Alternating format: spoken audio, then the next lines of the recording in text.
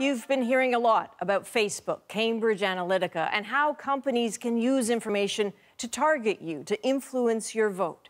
Now, from whistleblowers, we're learning more about the role a Canadian company played in one of the most consequential vote results in recent history, the UK's decision to exit the EU. Independence Day! The dawn is breaking on an independent, united kingdom. Fact, it was close. 51.9% voted to leave. Question, did all sides play by the rules? Possibly not, is the concern embedded in hundreds of documents landing at the UK Electoral Commission just a few days ago, providing some of the most compelling evidence yet that the Vote Leave campaign may have overspent its campaign limits, giving it an extra last-minute edge. A big deal? Well, here's how the lawyer putting together the dossier described it to CBC News. Because the referendum was a close-fought contest. It's massively constitutionally significant. If there was overspending, then what has been trumpeted as the will of the people might have been, in fact, something that was paid for. That really matters. The UK's Guardian, the New York Times, and the National have obtained access to some of the key documents, two of the whistleblowers, and the story of the Canadian connection. We've got our country back! How the Brexit vote came to in any way be associated with the small BC company started with an early morning email from now famous Canadian whistleblower Chris Wylie to another Canadian, an old colleague, Jeff Sylvester, back in August of 2013. It was about Wylie's job in London with what would be the parent company of Cambridge Analytica. CBC has seen a duplicate of the exchange. We mostly do psychological warfare work for NATO, Wylie offered, explaining its political and social campaigns too. You need a Canadian office, came the response from Sylvester. Basically, that's how the idea of AggregateIQ was born. By 2016, it was its own completely independent Canadian entity. On June 24th, Vote Leave! And a powerhouse on the official Vote Leave campaign. 40% of the Leave campaign spending went to this small, tiny company on Vancouver Island on the west coast of Canada. And its role in Brexit is fairly central because it managed all of the digital and social targeting for the pro-Brexit campaign, for Vote Leave. That effectively means pinpointing and reaching out to likely supporters. But it's like... Wylie was still in the picture, was introducing another friend, Shamir Sani, to work as a Vote Leave volunteer, as he told CBC News in a Canadian exclusive. I joined the Vote Leave campaign as a volunteer several months before the referendum. There he is, beaming in his Vote Leave shirt. He was soon asked to work on a youth outreach arm called Believe. The small Believe unit, Sani says, talking to, taking instruction from the established Vote Leave team, and more. We were based in the Vote Leave office and we were in constant communication with other Vote Leave staff members because as volunteers we never saw ourselves as having full control over the outreach group because we didn't have the experience. That's important. His words and the new supporting documentation offer what Sani's lawyer says is the first substantial evidence these groups worked closely together. Why does that matter? So there's no rule against coordinating campaigns. There's nothing wrong with that. The problem is when two coordinated campaigns are used to exceed spending limits. This is about spending. It's not clear that's what happened, but money, it seems, was an issue for Vote Leave. CBC has seen a witness testimony that suggests towards the end of the campaign, it was office chatter that Vote Leave was nearing its £7 million spending cap. To spend more would be breaking electoral law. But little Believe seemed to be just getting started. Sani, now in a leadership role, no longer just a youth branch, it was its own campaign organization with a smaller spending limit of its own. One day, Vote Leave officials brought good news. Believe was getting donations of roughly £625,000. This was very close to referendum day. So by this time, we had decided to give we had been told that we have to give the money to AIQ, and AIQ being a Canadian company, I guess, who were actually based in the Vote Leave office. They were there till the last day. They were there on referendum day.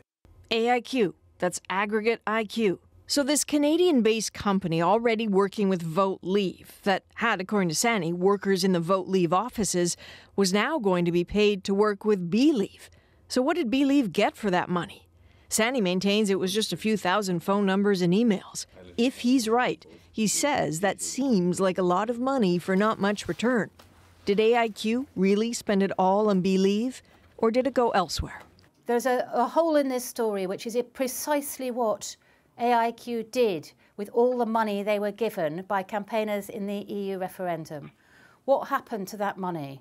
Who were they working for, and what messages did they put out, to whom, using what data? AIQ told CBC News in a statement the money it received was only used for Believe's campaign and purposes and no other purpose. Vote Leave and Believe have both issued statements saying they were completely separate entities and spending caps were not violated.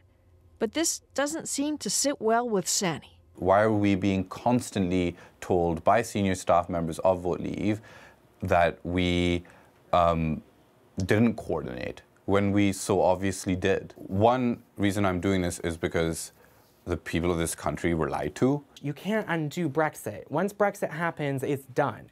And for me, what's so concerning is that the scale of cheating that happened potentially on the referendum, irrespective of whether you supported Remain or Leave, this is an irreversible change to the constitution of a country. So these are hard statements to make. And so in all of this, what of AggregateIQ? What did it know or do? In an email response to CBC, AIQ wrote, AIQ works in full compliance within all legal and regulatory requirements in all jurisdictions where it operates. It has never knowingly been involved in any illegal activity, adding it was not aware of any evidence of coordination between Vote Leave and Believe to break any rules. Wendy Mesley has been working on the story for her Sunday morning program, The Weekly. Wendy, we just saw that there are questions about AggregateIQ in the United Kingdom, but there are questions here as well. It's really interesting. We know that the UK Information Commissioner is investigating Cambridge Analytica. Late last week, it got a warrant to go in and search the Cambridge Analytica offices in London. And part of that investigation includes the company's links to AggregateIQ. So, of course, that company, AIQ, is based in BC. So trying to figure out what's going on here, I spoke to the province's Privacy Commissioner, and he says, yes, they are cooperating with the UK's investigation into the possible unauthorized use of people's data for political purposes, and whether AIQ may have been involved here. So I, of course, wanted to know exactly what are you looking at, and he says, well, there's an ongoing investigation. I can't hear and in the UK, so he can't give us any details. So I said, well, what then is the general concern? Well, the concern is that information cannot be disclosed or even collected or disclosed unless we have informed consent of the individual. So if people didn't know that their information was being used, then that's offside with our privacy legislation here in BC. And we want to know the facts around, did they collect information, did they use it, and did they disclose it to anyone else for purposes that people might not be aware of? Yeah, so people may not know this, but BC has particularly tight privacy laws, so that's interesting. There have been suggestions from the UK Privacy Commissioner that AIQ has not been fully cooperating with her investigation. So I asked MacArthur, are they fully cooperating with your investigation? He said, it's early days, didn't ask the question, but that he does have the power to go to court and compel AIQ to fully cooperate if necessary. So we know that AIQ knows about all of these inquiries. What's it actually saying about them, though? Well, the company's not giving interviews anymore, but it did send me a statement where it said about MacArthur and the Privacy Office, saying AggregateIQ is and always has been cooperating fully with the Office of the Information and Privacy Commissioner for BC. AIQ also stressed to us that it has never been a part of Cambridge Analytica or its parent company, SCL. But that's odd because the co-founder of AIQ told me a couple of weeks ago in a phone conversation that, yes, it had sold its data technology to SCL, the parent company of Cambridge Analytica. So there are some links here. What are they exactly? Well, we'll have to wait for the investigators to report. Okay, a lot more to come. Wendy Mesley, thanks very much. Oh, thanks, Adrian. And those investigations are top of mind tonight in Britain's halls of power. Theresa May facing critical new questions about the Brexit vote. That's because people who now advise the British Prime Minister are directly linked to these new allegations. Thomas Dagler picks up the story from London. As Brexit draws closer, people here look back at the referendum with more and more questions. And second thoughts are turning bitter. I can see that there could be some underhand business going on, and we've all got sucked into it. Well, if it's true, it's really unforgivable. But I mean, it's hard to know exactly what the facts were. That's where Kyle Taylor comes in, a Canadian-American activist for electoral transparency based here in the UK. Here on the evidence page, we've got what the Electoral Commission says is sort of coordination. And his Fair Vote campaign is sharing the whistleblower's emails and documents for the whole country to see. Files that purportedly show coordination between Brexit campaigns that may have allowed Vote Leave to cheat. I hope that people are outraged and worried because what happened here can happen again, and and from what we've seen has happened all around the world. Boris Johnson, a leading voice for Brexit, now Britain's foreign secretary, called the allegations utterly ludicrous. Vote Leave won fair and square and legally, he tweeted. The individuals concerned have denied it.